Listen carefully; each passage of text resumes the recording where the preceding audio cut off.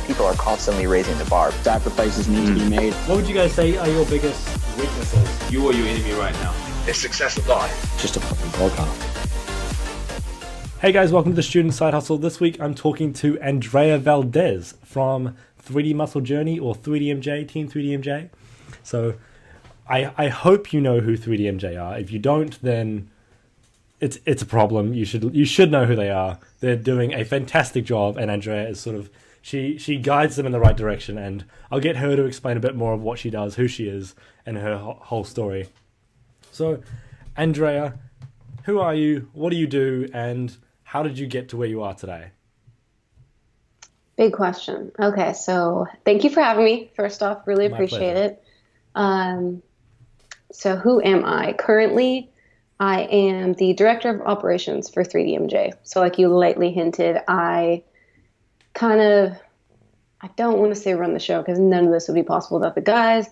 But I kind of run our non-coaching business, if that makes sense. So 3D Muscle Journey started almost 10 years ago as a coaching only with the four guys, with Eric Helms, Alberto Nunez, Jeff Alberts, and Brad Loomis. Long story kind of short, I joined them about 3 years ago as a fifth coach with the intention of coming on and making us more than a coaching company. And I think that we've done a pretty good job of that the last few years. And that is what I intend to continue doing. So, and we are natural bodybuilding and powerlifting company. Our primary business still is the coaching, but now we have video courses. We have our own podcast that's been going pretty well. Blog, it's absolutely fantastic. Free courses. Yeah.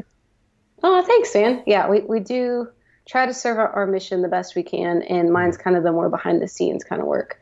I met them because I have competed in bodybuilding myself, in figure, powerlifting as well. Done kind of some functional fitness stuff the past couple of years, and I just really like lifting weights, and I don't question that so much anymore in terms of which sport that's in, but I lift and I have a blast, and I work with my best friends building that company. Yeah. Hopefully it hasn't frozen. But I think the whole like 3DMJ, I think it's been like the way I see it, maybe it's a bit idealistic, but I think the whole like 3DMJ as a company, I think they do such a fantastic job of sort of being a great way. Like if you look at 3DMJ, you can sort of say anyone they support is probably a good person, and they're probably doing good things in the fitness industry. And it's for me, it's been a great way to sort of show me, okay, that person is probably a good idea to listen to, or just in general, they have some pretty good guidelines. And it's been, how do you think you guys have sort of achieved that? And sort of, I have never heard anyone say anything bad about 3DMJ, and that's the thing. Like, how do you think that has happened? Because it's like that doesn't just happen overnight, and it's, I think especially recently, it's just especially content wise. Like, obviously you guys do a lot of coaching, but then especially content wise, it gets the message to more people, and now it's like average Joe can listen to the podcast, and he can understand the nuances of coaching and the nuances of X, Y, and Z. Yeah, man, thank you so much for saying that. And I agree. And that started way before me. The whole, cause I was the same way. Like I definitely used the guys as a filter for the rest of the fitness industry. Like if they think, like it makes it easier. And a lot of what I say like sounds real braggy because I'm part of it now, but it all started way before me. And that's why, I guess it's why my job is so easy, is because I was in your place, like for a few years before I came on. So I think it starts with the fact that the four guys are just fucking great people. Like I've known them for years. Every single one of them has an enormous amount of integrity, respect for the craft, respect for other humans. They all take their job very seriously. They're adults, fitness industry is full of kids. But I feel like they got, you know what I mean? Like they got big at a time where they were already professionals, yes, not, I agree. It didn't start to be famous. It started to do this thing in this sport that they all loved. And so I could see how that would be even harder. even the same 4 guys we've talked about a lot, like that would be harder to do now with everyone being a celebrity, you know, or with social media going on. So I think it started way earlier, right? Before that. And then I guess it just continues out of the same thing. Like we keep each other in check. We never I think we respect each other's opinions so much that we, by default, no one else gets shitty stuff from us because we don't, like, I would never want to taint like Jeff's reputation, or you know, I would never want Brad to think less of me, like, you know. So, and I think we all kind of share that. So aside from the fitness industry, just as a company, I think we are able to do that kind of shit because they're just great people. And then when you take it further, right, our chief science officer, right? So then we take it further. We're so lucky to have Eric as one of our pillars in the academic community. Like, he's such a whiz in not just as an academic, but as a thinker, you know? Yes, I agree. So yeah, and he, I think, helps merge like all the coaching years that all of them have done, and then you have Eric, who is a very good filter of like what matters scientifically, and he's very careful with his reputation, and so we're not gonna try to preach some shit that he doesn't agree with or whatever. So just a lot of, I mean, I guess if I had to answer in short, like really good fucking people, and then a really good set of checks and balances, and us just always having like integrity and reputation above all the other shit. Know? I completely agree. It's like there's never anything that 3DMJ has said where I've been like, ooh, are they doing that just for money or whatever? And that I think is such a good indicator. And it's like, it's just, if you compare it to other people in the industry, like there is a lot of good people in the industry. And I think recently I've been like, fuck the industry. It's all trash. Yeah, I saw that in your stories. Yeah, like, it's frustrating, but I think I need to realize that there is good people out there, and it's not all bad. And I'm struggling with that at the moment. I got to realize that it's good, but it's like, I struggle with it. Do you still? Same. Do you think it's getting better? I don't talk to a lot of people. Do I think what? Do you think in general the industry is heading in the right direction? Oh man, like you said, it gets, you get pissed because you think everyone sucks, but it's not everyone. It's just, and it's not always on purpose either. Like there's a lot of people, like you said, it's like, oh, you did this because money, you did this because fame. But there's also people, including all of us at some point in our lives, like, oh, we did that, but we just didn't really know any better. And what sucks is you can get famous before you know better. And so that's the thing. So whether it's ill-intentioned or not, I would argue that the majority, I don't want to say majority either. There's a lot of shit information, but I don't think it's always like on purpose. Or people, which we'll see all the time, people will take our shit, reword it, and put their name on it. That pisses me off. So it's not bad information, but it's still kind of sucks. Yeah, but it's still fucked. It's like, come on. Like, I think I'm pretty lucky in the way that it's pretty hard to steal my content. Like, unless someone wrote down a script of my podcast or something, like, it'd be pretty fucking hard. But it's like, I guess with like a blog post or some other forms of content, they're pretty easy to steal. Like, I know, do you know Steve Hall? Like, he had someone steal his thing the other day, and he didn't call him out in public. He just DM'd him and said, "This is obviously mine," and the person was like, "Yep, it is." And that is just fucked. Like, I don't get it. Yeah. I can't comprehend the rationale behind that. Like, the thing that I'll do is I'll like share your post on my story, and I'll be like, "Hey guys, look, amazing post." And it's like, there's a big difference between that and just blurring out Team 3DMJ's name or something. And like, I just don't get it. I just can't comprehend the moral rationale or any of it. Man, I don't know. I think it's just kind of like the world we live in. I doubt it happened. I mean, I don't think that's a fitness thing. I think that's like people really, anyone can be a celebrity, and it's enticing in the fact that everyone's telling you everyone can do it. It's like, yeah, technically And a lot of people say, and you could just automate and you could just reword and reuse your content. Like, you know, like everyone's a life coach and everyone's a motivator and everyone's like, I think it is shitty, but it's always like with the intention of, like you said, selling something or getting more famous. And like, I think it's just, we live in a world where there's opportunity to be famous for nothing. Yeah. And so that's the they fucked chase up it. thing. I don't know. Like I've been thinking recently for myself, like if I wanted to, I think I could really monetize my story. Like it would be so easy, I think.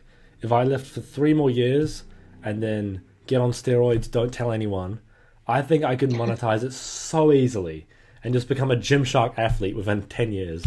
Like easily. But it's like, what? Like now I know that is, obviously I'm not saying all Gymshark athletes are bad, but it's like, that's not what I'm trying to say. But it's just like, I want to, like, do you see the thing Eric put on his story yesterday? I want to leave it better than I found it. I want to be a positive impact. And I think 3DMJ does a fantastic job at that. And I think it's helped me realize who else is doing a fantastic job in that. I'd like to touch on what would you say is the general, if you had to boil it down, what would you say is the general mission statement of 3DMJ? And then how do you think it has changed in the last 3 or so years? And how do you, which direction do you want 3DMJ to head? And where do you generally see it going in the future? Okay. So our general mission statement is to support the drug-free bodybuilding and powerlifting communities. And anyone really Eric likes to say the iron game, right? Lifting enthusiasts. Well, and we do have our mission statement like all laid out, a few paragraphs on our website. Mm-hmm. But in general, I think our advantage, right, is that I think what starts with a lot of fitness, like we want to help people. I'm like, yeah, that's real vague. And then the other one is like, we want to help you get jacked. And it's not really that. It's like I think all as athletes understand that this is a lifelong journey, right? We always say 3D muscle journey, not 3D muscle season or 3D muscle whatever. Yeah. But it is the journey, right? And it's the process and it's the way you live your life and it's this culture. And you know, as much as we get from it, we know it can be as painful, dark, whatever, the other way, as negative as it can be. You know, we understand the pain points of when you can't figure something out, and we understand the joys of when you finally do.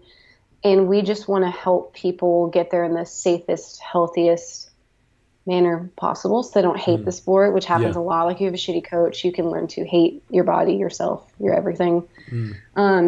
So in general, I guess it is that leave it better than you found it, but for everyone in our community and not just for our athletes, which is what we were kind of limited to doing before. Yeah. And I guess that is where I come in is like, back in the day, you were probably pretty young, but when I first discovered 3DMJ, they had just blown up on like YouTube. And they had gone from coaching and making all these videos. And then there was like this period of like, oh shit, they're always full on coaching and they can't make content they're not making any content, but we know they're the best coaches, but they're kind of not as publicly they were becoming lost in the sauce, man. There was a lot of famous people coming up and it's like, no, 3D is like, these people all learned from 3D, and that was like our mission was like, okay, let's bring me on and let's see how we can not just become well known again, but more so like, my thing initially was the podcast. I was like, every time I talked to these guys privately, because I lived in California, I knew them, I'd met them, Berto was my coach. That is where I was like, fuck, this is the sauce, dude. Like, this is the long explanation, the delivery of their experiences, that's the stuff that no one was talking about because they hadn't been coaching for 20 years. They hadn't been competing for 20 years.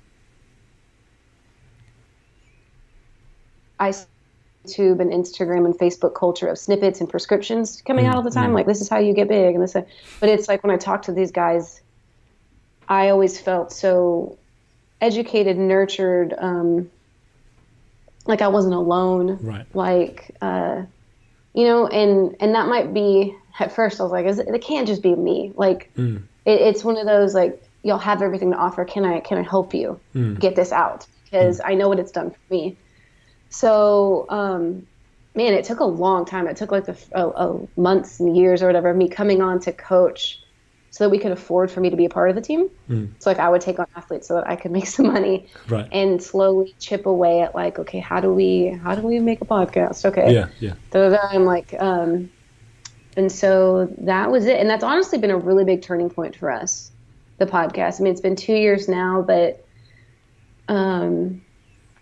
what we get the most feedback about are definitely analytics wise. I mean, we have over 400,000 downloads a couple months, like earlier the year.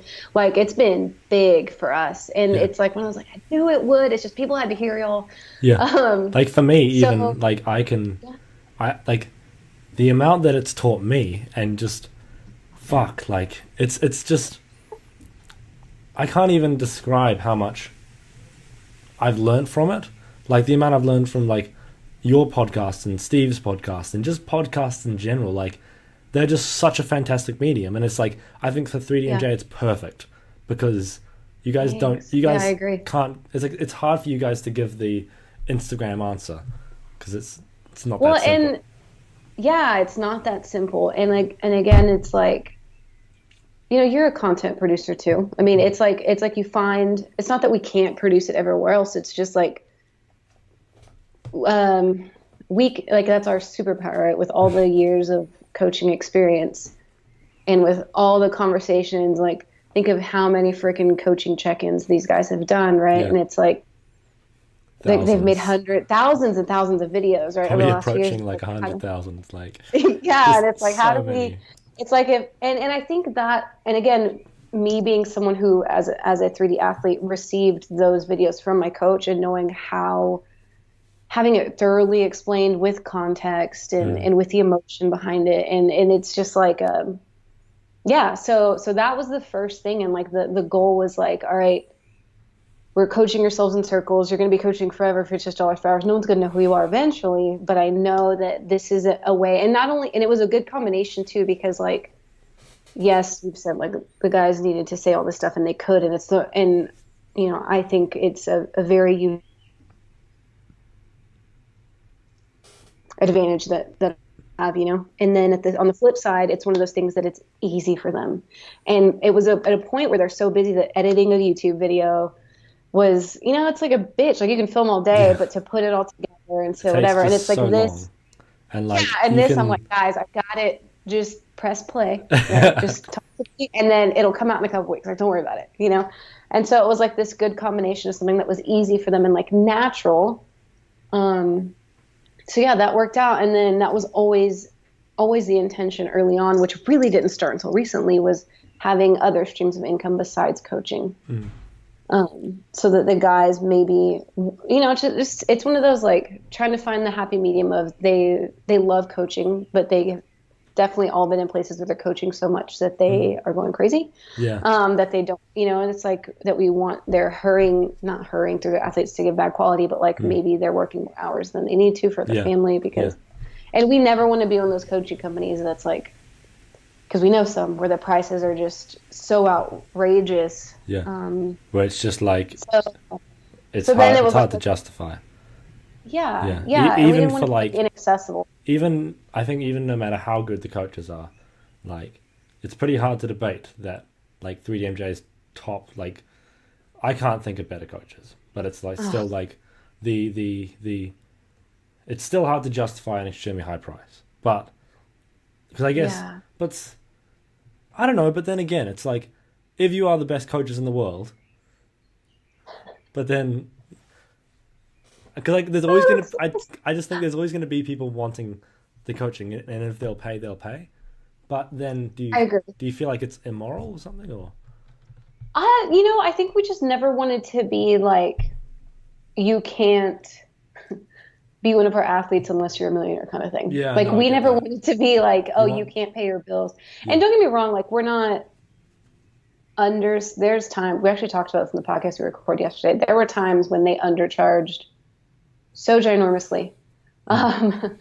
But, and I think we're fair now.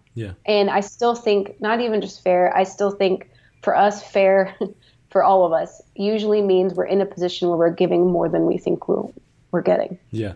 That's the only position that I think we all feel right in is like, is this totally worth it? Yeah. Can no one argue that it's not kind of position? And that is where we comfortably lie. So I don't think, I think that's a very respectable position to come from, because especially to be able to actually, like, from someone like myself, I'd say I'd know 3DMJ quite well. I haven't been coached by them, hopefully one day in the future. And then, like, that would, and I think I've had insider insights, and it's like I still believe it feels like everything you guys say is just pure gold. And it's like that, and then imagine that on a personalized level. Like, for me, it's just like, I can't see how, I just can't see how it wouldn't be worth it. So it's like, that's nice. Yeah, thanks. Well, yeah, and it's like of course, everyone wants us to like eat and live and support our families, and that's cool too. Like, whenever we finally did increase prices, the first time I came on, I was like, guys, we should. Because it's a good opportunity for people who like, say, like myself, I can't afford coaching, and because I'm like poor student, earn like no money. Dude, but, I don't win. And it's like, but I can do Patreon, right? And it's like, then I can be like, hey, here's my little support to 3DMJ, you know? And that's like, and I think especially when you're giving all this content for free, people want to give back, and they want to be like, hey, we support you, you know? Like, that's kind of why we started it too, which is really nice of you to say, and thank you for being a supporter. That's nice. But it was like, people, if you're not getting coached by us, and a lot of people are like, man, how do we help out? Or like, what? Or like, they already had a t-shirt and have like 5 t-shirts. People were like, hey, is there anything, like, or they're one of our athletes for 10 years. Like, they don't need a $10 course on whatever one of the $10 courses we have, and some people, by the time that we'd increased our prices, that the first time when I came on, people were literally like, oh, thankfully you guys have been totally worth it. Like, it wasn't no one quit because of the price increase. They were like, it's about time, we feel like we've been stealing from you, kind of thing. Yeah. But, and we want to be fair, but of course we, whatever. But with Patreon, it has been pretty great, and I think about it because I know a lot of students that are supporting us with like their $1 or $5 a month or $10 a month or whatever, which is pretty great. And we don't, a thing that we don't do that I know other people do on Patreon is like, I know people get like exclusive content, and I'm going to be honest, like we don't do that. We do give discount codes for the vault, at certain price points. And then the vault for the listeners is where our video courses are held. And then like when something comes out, they get like an extra little discount code or whatever. And we're going to have apparel early next year that we'll definitely get, but we don't like, create special videos or special content or whatever. It really is just for people to be like you said, hey, we like what you do. We don't need coaching, but thanks. Yeah. It's been really nice. It's a very good, I think it's a great medium. Like, especially... Yeah, it's cool. How did nobody think of that earlier? Yeah, like, it's great. I think you guys should promote it more, because I don't know how much, but I guess maybe you guys are like, ooh, I don't want to shove Patreon down people's throats, but it's like, I think people, like, I didn't even know you guys had one, and then I found out, and I was like, oh my god, cool, because it's like a cool thing. How did you find it, on the podcast or the website? I have I think is it in the podcast links or something? Maybe yes. Someone mentioned it. We mentioned it in some podcasts. Like, I try to rotate what we talk about sometimes. We mentioned it in some podcasts in the middle or at the end. It's on our website, like in the menu. It says like support our work, and it puts you there. Yeah, that might be where I found it, because I go on the And it is in the podcast links. You're right.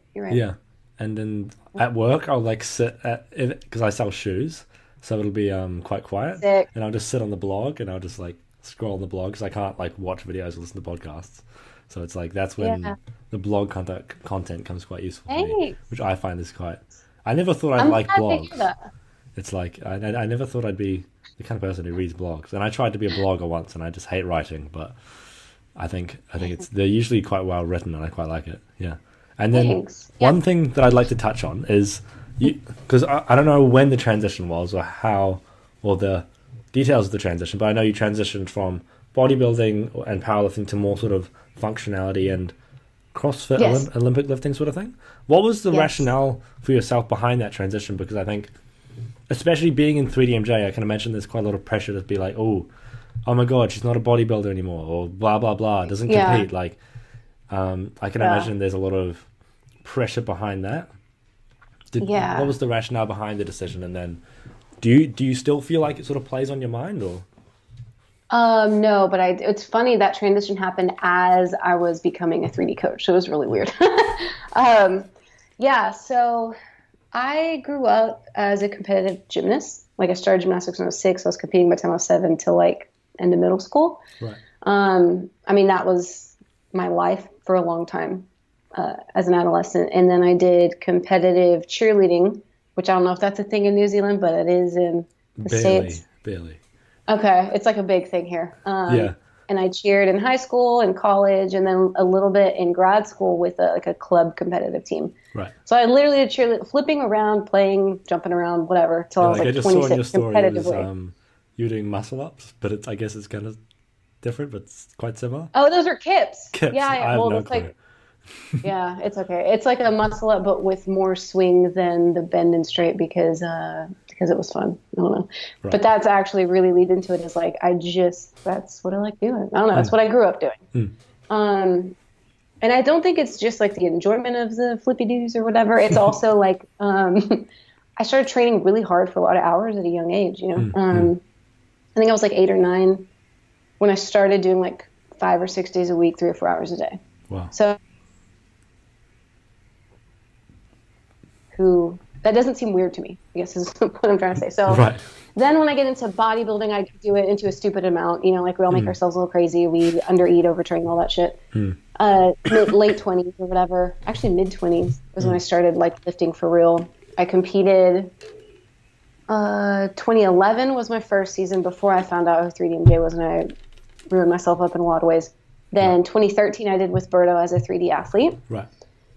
And then it was like one of those, okay, now I know better. Now I know I haven't eaten in like 3 years. Now I know if I want to get jacked, I should probably not compete soon. So all my fellow teammates had such a great time doing powerlifting. So maybe I'll just do that. And that'll make me, the whole rationale was like, and that'll make me focused on performance and I won't think about my food all the time. But that's not true for me. That didn't really happen. It was like, did you find the whole mental battle with food quite difficult? Because for myself, I found it quite easy because I've just been started at 52 kilos, now I'm 72, and it's just been a linear sort of progression. And it's been there's been plateaus, but it's just been sort of straight there. And it's awesome. Yeah, I haven't had to battle much with it, but have you found that there's been a lot of mental battles with food? I found dieting pretty easy. I found gaining weight really mentally hard. Yeah. Right. Yeah.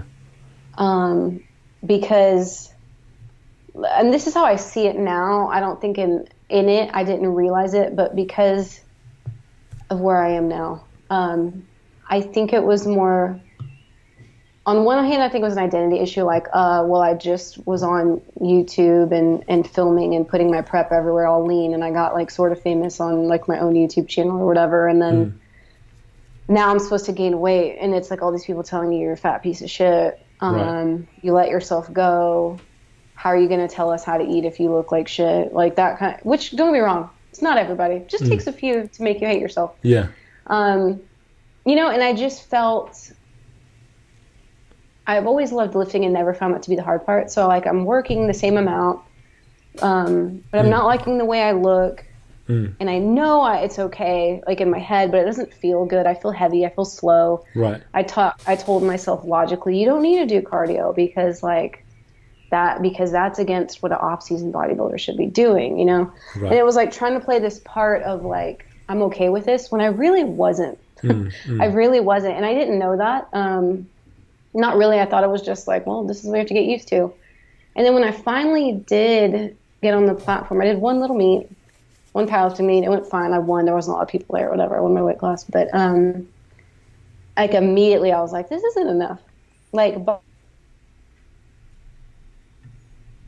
in the same amount or whatever.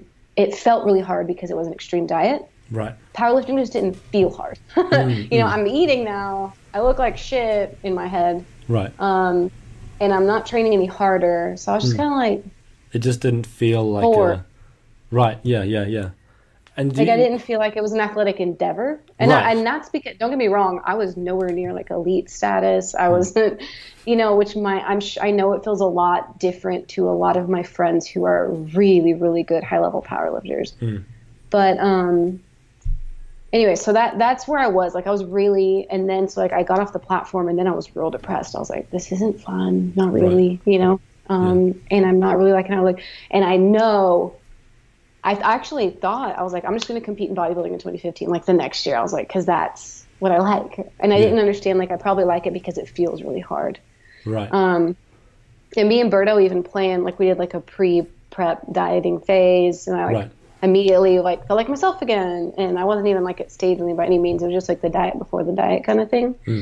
And then it was, like, right before we were going to start prepping, I went on a trip home for Christmas and I was like, I can't do this again. I can't go back home dieting again, not eating again, ditching my family for the gym again. Like this is prep again. I'm not going to look any different. It was like this whole like epiphany of like, you're going to suck again. Not that I sucked. I did really well on my shows, but like you obviously don't look very different. Right. When you diet down again, you might feel better in the process, but you're not going to be stoked on stage and look the same. Right. So anyways, it was like this whole like weird year of like not knowing who the fuck I was, right? Is this taking too long? I'm about to get to the functional fitness part. Okay, I swear. No so, okay, while that's happening, my boyfriend is a photographer by profession, and he was doing a shoot at a CrossFit gym. Actually, on this trip, while I was on the way home, we stopped in San Francisco to do this, and I had never really respected CrossFit because all my bodybuilding friends talk shit about CrossFit. Yeah. And so, you know, when you see a little bit of it and you don't really understand it and you think those are like idiots and thinks it's dumb, you know, like when it was early on, it wasn't as intelligent as it is now. But anyways, I always thought it was not for me because I was above it, you know. Right. Yeah. Okay. Which is not nice, but I had written it off mentally. And when he was shooting, there was this girl doing like ring muscle ups. And I coached gymnastics for a lot of years. And I was like, oh, that girl is a gymnast. Like not only is she doing stuff that I'm like, oh, that looks like a good time. But second, she was jacked. Yeah. And I was just like, because she's like a CrossFit Regionals athlete. She's like a very high level athlete. And it kind of got my, okay, powerlifting, I know you can perform and be big or whatever, but this girl's doing things that I know are fun. Yeah. And also still looks like she's getting jacked. Yeah. So like, what is she up to, you know? Yeah. And so I researched it a little more. And this particular girl on Instagram, she was in what was then called the Grid League, which is this functional fitness team sport that we had in the States. And I saw a match or two on YouTube and I was like, I want to do that. Yeah. So then I hired a coach and I was like, I'll give myself like 5 years. And I'll just, because I'd never done a snatch, like I'd never done Olympic lifts. Right. Yes, I did gymnastics, but I'd never really done rings. That's a men's gymnastics thing. But I'd do the handstands. Like it just looked like a lot. It was lifting and gymnastics, and I was like, these things I love. Yeah. And they also look jacked. So that's what I did. And honestly, it was the funnest 2 years of my life, and that is exactly when I was able to gain weight and not hate it. Mm-hmm. And then do you feel like that sort of helped you get over that barrier? Because I think 100%. Everyone has their thing that they're like, oh, I hate that about my physique. Like for me, it's being small. Like I'm always like, oh my God, too small. And I think it's the same with a lot of dudes. They all like, I'll get a bad picture. Like I just took a picture of Eric, and the picture, he out-angled you, didn't he? Yeah, but in that one, I looked much better than in the one we took last time. I looked tiny in the last one. I was like, oh my God, so small. But it's like, there's always that thing. And do you feel like this has sort of helped you get over that thing, or do you feel like is it still in sort of in the back there? No, it 100% changed my life as a physique athlete. Like, because I don't know if I'll ever compete in bodybuilding again. I'm pretty much 100% sure I won't ever do powerlifting. But it took me having this performance-based thing that was really difficult, really fun, really challenging, lots of hours to get over like, oh, I can't only eat 1,800 calories because I'm shaking. So like, let me go back to the fridge, you know? And it was like, I finally got into a place where which I kind of remember as a kid, it's like, I never thought about what I was eating, but I was having a blast, right? Yeah. And so now it's like I understand like nutritional principles. I'm not going to eat like a complete asshole, but I'm not worried about it because I'm worried about like, can I get through this lift? Can I go on this run? Right. Can I whatever? And what do I need to put in my body to feel good on this thing? Yeah. And literally it was like night and day once I started functional fitness. But it just, do you feel like even comparing it to powerlifting is still it's performance. I guess bodybuilding again is performance driven. Yeah, but they didn't feel different to me, and I'm not sure why. Right. Because I was already squat, bench, and deading. My bodybuilding programming. So it was just I did them more often in a varying manner, but it didn't feel like I'm going to the gym to do this. Right. It's still lifting, but then did this sort of change the dynamic of it? And it's like, this is purely performance based. Because like, even when I look at your story, I'm like, holy shit, I can't do one muscle up. No matter, even if I attach like 3 bands, that shit is not happening. And it's like, just the day I do it. Maybe it's just shit form, but. No, I think another thing too is I think I miss learning new skills. I think maybe that's why it didn't, like, there's an added challenge that I associate with fun that is trying things that I might fuck up. So like for whatever reason, like doing a snatch knowing I might miss it is way more exhilarating than like I'm gonna make this 80% squat. I don't know. Yeah, because it's like you've squatted before, but it's a snatch. Yeah, or like I learned Olympic weightlifting. Like I learned it, for like an hour workshop at this thing, and fuck, it was hard. Like we were just using little wooden things, and fuck, it's so hard. And I couldn't get any of the movements down for so long. But I get why people enjoy it, because it's like with a row, right? You're rowing, and once you know how to row, you can row. You're not going to mess up your row. Yeah. Do you feel like with Olympic lifts, it's like every time you do it, it's still pretty challenging? I don't know if it's challenging. Like, and I say that, like, I used to miss a lot of lifts when I was learning. I actually barely miss lifts now because unless I'm like testing. But I think it's just there's a lot more to think about, to concentrate on. And not that I don't use my brain in squats, but it's not just the Olympic lifting. It's like the muscle. I don't know if I just need variety. I don't know if I need to breathe hard and feel physically exerted every day, because that's always a good time. That never happens in powerlifting really, unless you have a real long set or something. You know what I mean? Like, I don't know. Not that I don't know what about the functional fitness is. I could name like 10 things it might be. Yeah. That makes it feel like I'm going to practice every day instead of like I'm going to go try to change my body every day. I know it's going to take years. I don't know. Right. It just feels different. Right. Yeah. Right. So it just did a lot for me in my not giving a fuck about what I look like. And then the added bonus, right, is like I did allow myself to gain some more weight when I started, but by the end of the first year, I had lost a little bit of weight and looked better. Right. And I don't know if that's a byproduct of like now I can do cardio and like it's part of it, or if it's like, oh, you finally let yourself eat without worrying about shit. But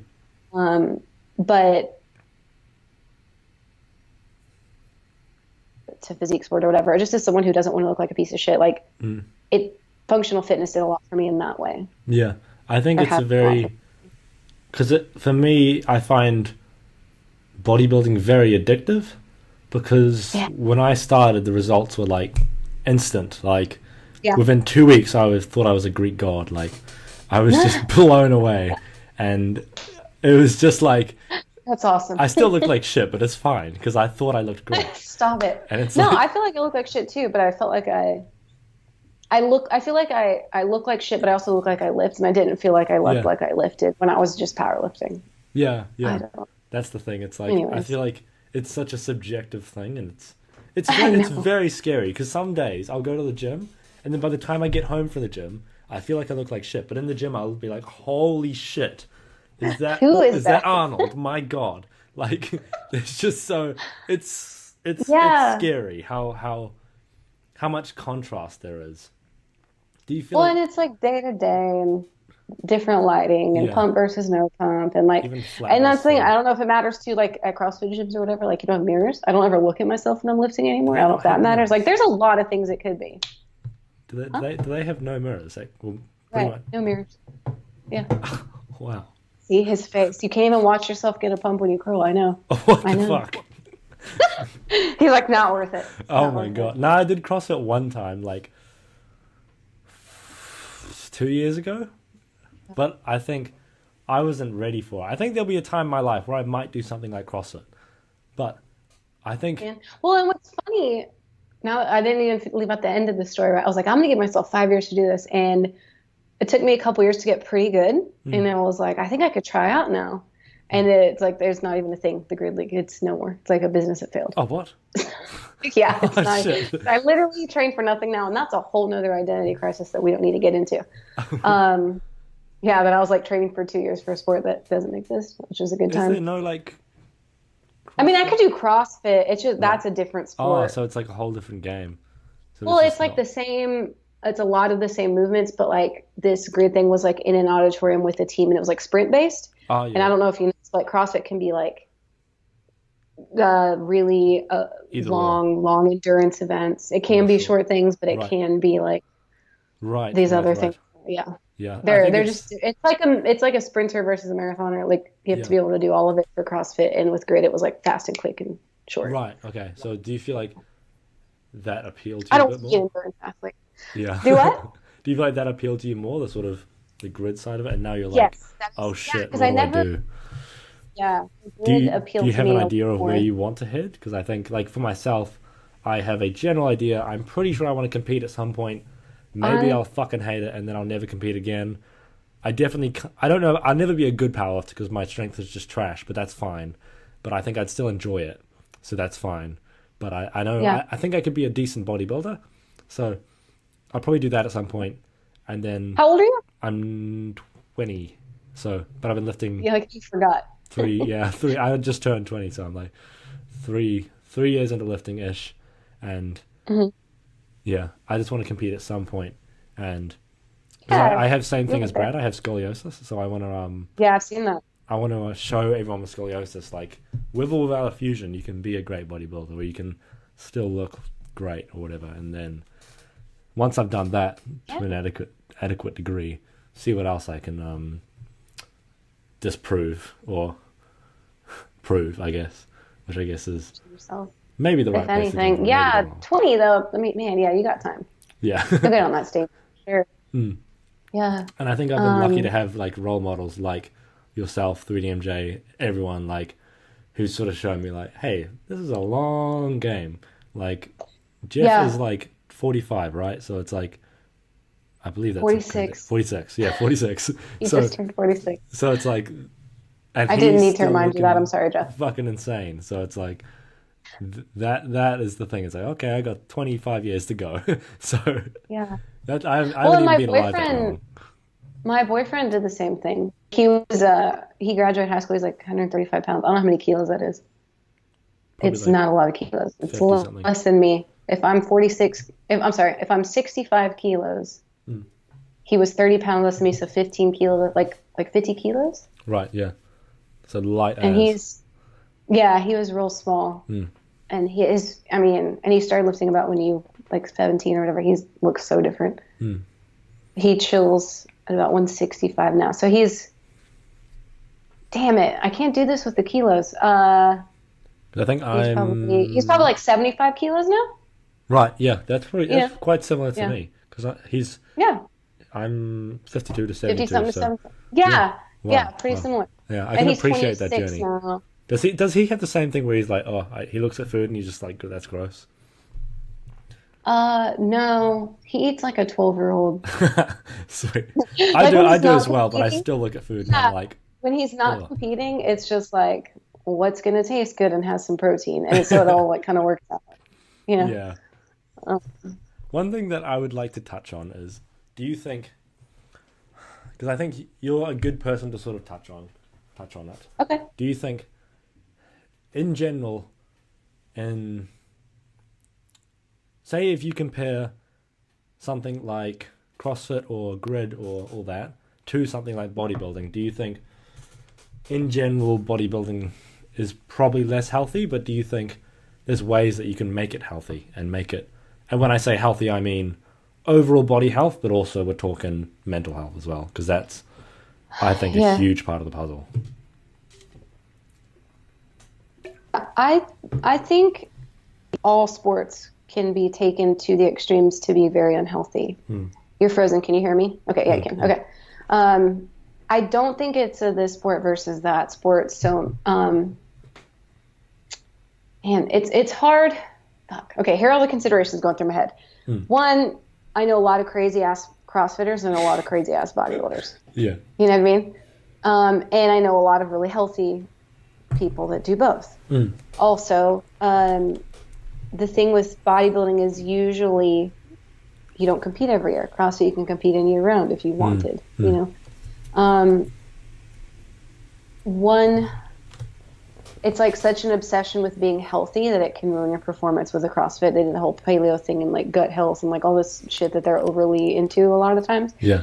And then, you know, with bodybuilding, it's like IFYMs, like making everything taste delicious with fake shit. And so, and I'm not saying that that's what everyone does, but that's like what the token idiot of this sport does. Yeah. You know? Eats ice cream for breakfast because they can or whatever. Yeah. Yeah. Yeah. Because I'm going to show y'all how smart I am. Whatever.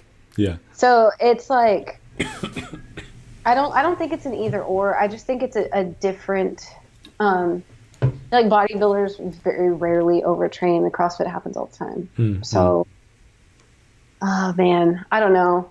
I don't think it's a sport versus sport. I think it's just like, CrossFit is just like bodybuilding in that there are definitely a lot of idiots preaching stupid shit.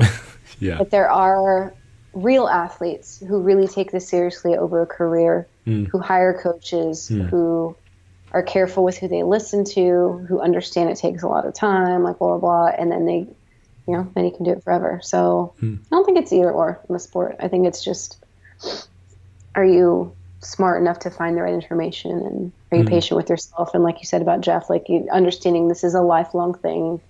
And if there's anything also that I think being in both, or at least I don't want to say being in, I was never like someone that you look at for CrossFit advice, but heavily following bodybuilding for a lot of years and heavily following the functional fitness industry for, you know, a few years now. They're not that different. Same with power, like strength sport. Yes, you have to pick a sport and you have to specialize. You want to be really good at it. But you know, when I powerlifted, I did curls. When I did functional fitness, I did bench press. Like when I, you know, did bodybuilding, I squatted, and I front squatted, and that's the bottom of a clean and snatch. Like, so they're not that different. And bottom line, it's all strength and conditioning. Yeah. Right. Man, it's been a really fun time the last 3 years learning like how similar they all are and then how different they all are. But if you go to a really good strength and conditioning coach, like say a strength conditioning coach for like a football team or whatever, like they know a lot of the shit and could probably, you know what I mean? It's real interesting how special we all think we are.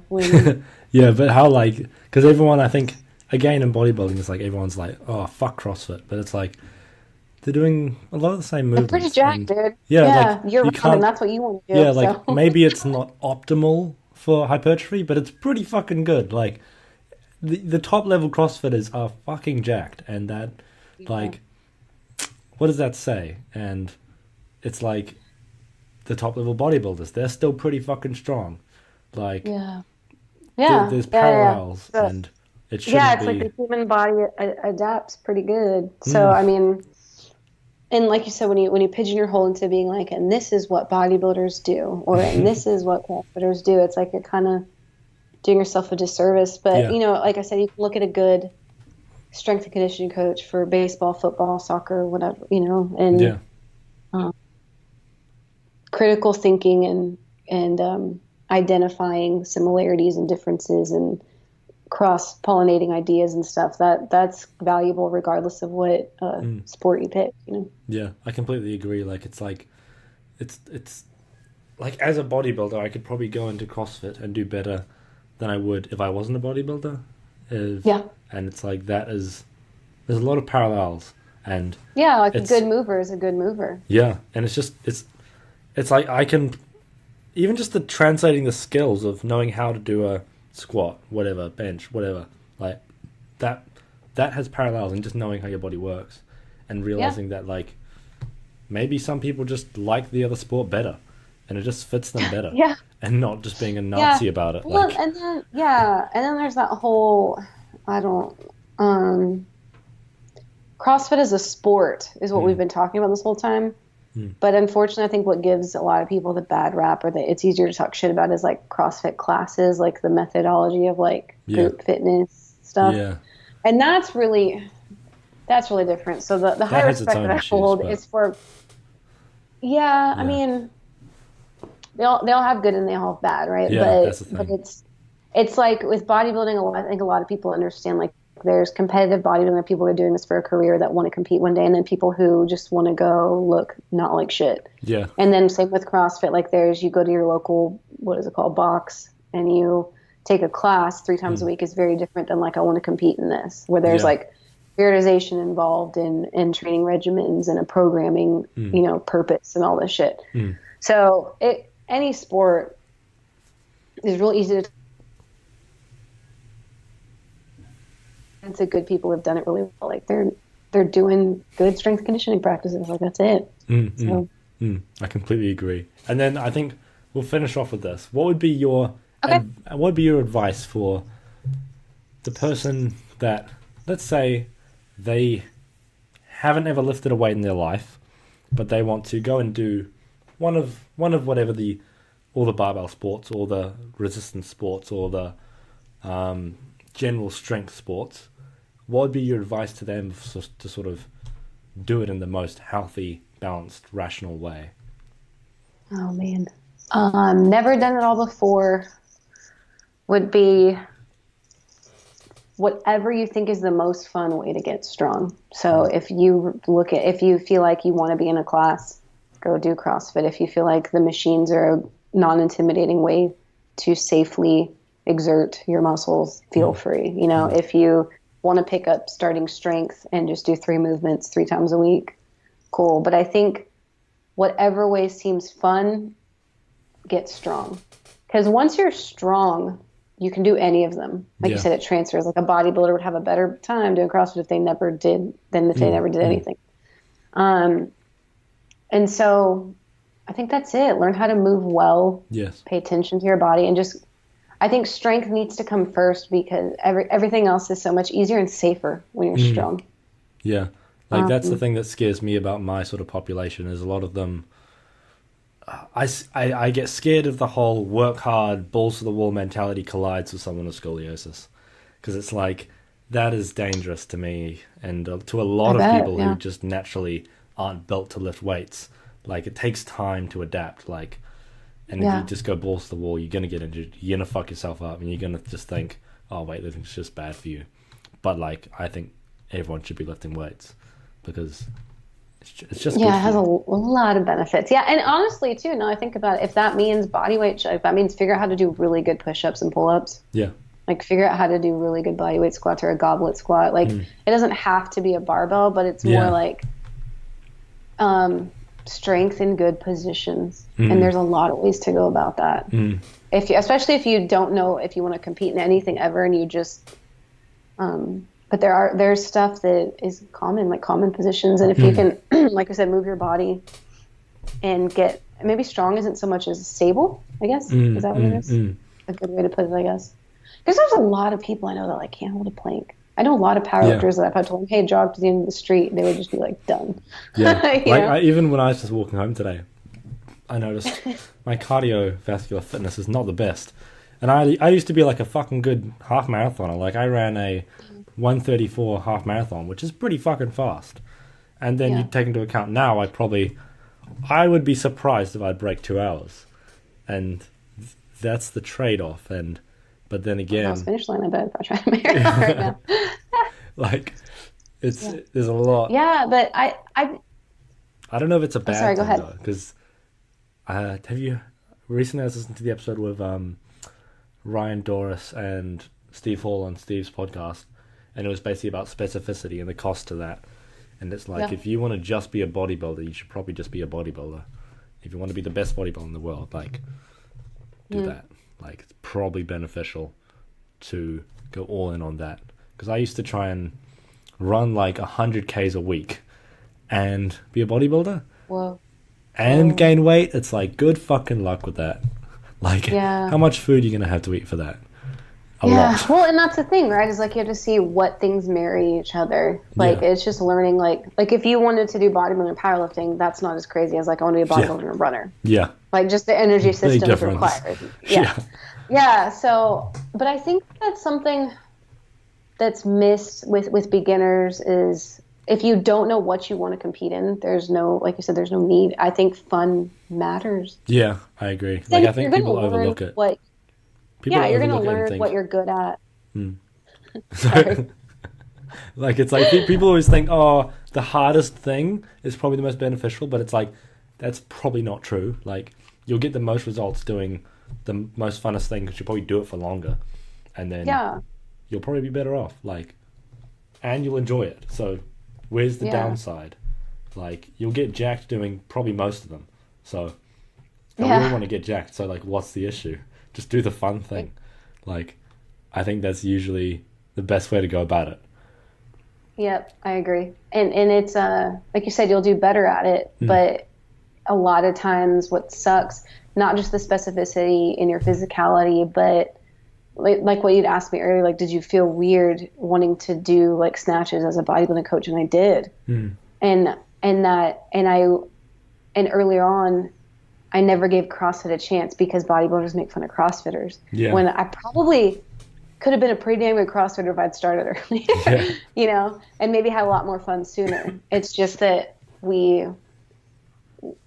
our identity can, not just our identity, but the way people see us too holds a really big weight. Sucks. It's true though. You know, if I especially suddenly started doing CrossFit tomorrow, people would be like, what the fuck are you doing, James? Yeah, you'd get a lot of shit talkers. Yeah, like... Yeah. And I think it's probably an issue because it's like then I'm closed off and I can't, you know, but... Yeah, it shouldn't be that way, but it is, and it sucks. But it's like, until you're really... And obviously I've done a lot of sports that I've chased with with blinders, but it's like until you've got to that place where you're like, oh yeah, that is what I pick. Yeah. I wouldn't, like... There's no point to put on blinders. Like... There's no point to just doing all the other sports. Cut yourself off from the other ones unless you just care about it. Yeah, I completely agree. Especially if you just think that's what you're supposed to do. Yeah.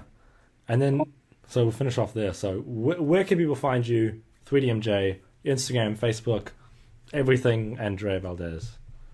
Okay, all that stuff. Everything me, I guess you go to andreavaldez.com and it links to everything, including...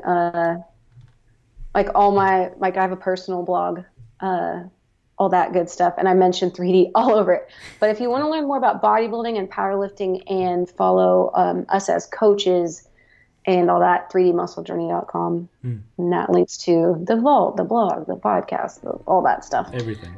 So those are the two main sites. Handle? Because that's the main thing people will always look up. Oh, at Team 3DMJ or at Andrea Valdez. Thank you guys so much for listening to this episode of the Student Side Hustle. I would appreciate so much if you would leave a review if you'd like to hear more of what I'm saying. Then I would love if you would follow me on Instagram or check out my other social media, all linked in the show notes. And again, I would just like to say thank you so much for listening. Have a wonderful evening and study hard.